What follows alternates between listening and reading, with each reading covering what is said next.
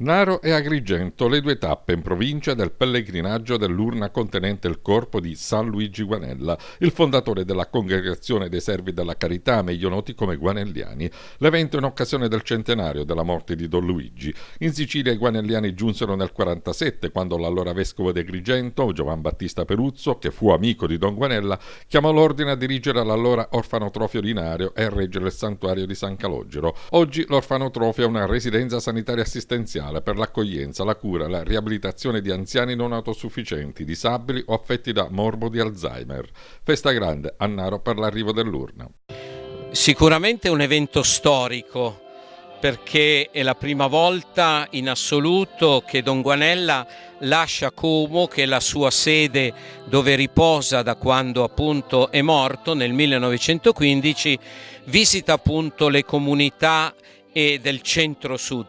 Ha visitato quelle del centro-nord dopo la sua canonizzazione nel 2011 e quest'anno abbiamo ritenuto doveroso farlo incontrare con il popolo, soprattutto dei poveri, degli ammalati, dei disabili, per cui lui ha speso tutta la sua vita. È veramente un evento storico avere in mezzo a noi la spoglia mortale del nostro Don Luigi o San Luigi Guanella.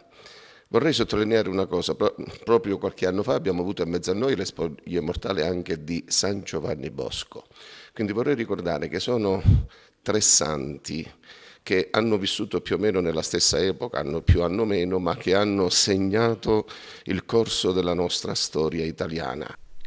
Ad Agrigento, dove da decenni opera la Parrocchia Madonna della Provvidenza, l'omonimo centro giovanile, nel quale sono cresciute intere generazioni di giovani e dove hanno preso le mosse parecchie discipline sportive, l'urna del Santo arriverà domani sera. Momenti di preghiera, ma anche culturali, con una mostra ed una conferenza sul tema Educare alla vita. Giovedì 28 la ripartenza dell'urna.